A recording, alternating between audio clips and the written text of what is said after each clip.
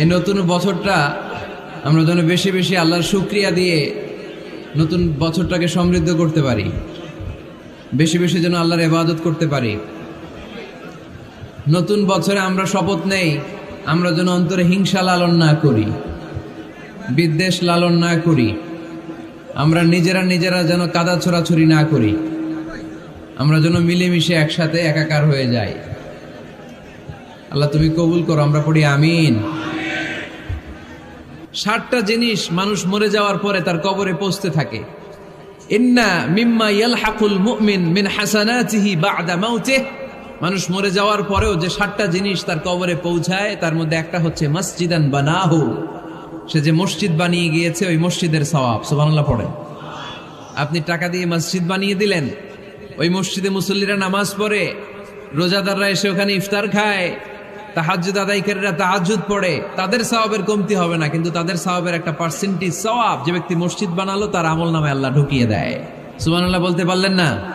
হে নামাজি আমার ঘরে নামাজে পড়ো আজ, দিল মে তোমার চরণ তলে হৃদয় যায় নামাজ। হে নামাজি আমার ঘরে নামাজে পড়ো আজ, দিল মে তোমার চরণ তলে হৃদয় যায় নামাজ। পড়েন আল্লাহু আকবার। কি সুন্দর লিখেছেন কাজী নজরুল ইসলাম। কাজী নজরুল ইসলাম খুব সুন্দর করে বলেছেন, মসজিদেরই পাশে আমায় কবর দিও ভাই, ঠিক কিনা?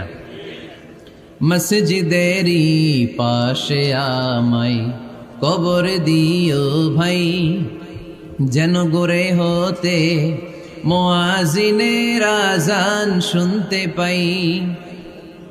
আমার গোরের পাশে দিয়ে ভাই নামাজিরা যাবে, পবিত্র সেই পায়ের ধ্বনি এ বান্দা শুনতে পাবে।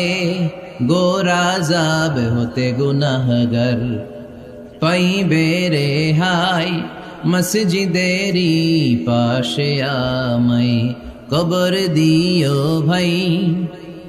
কত মানুষ নামাজি ভাই মসজিদাঙ্গিহীনাতে,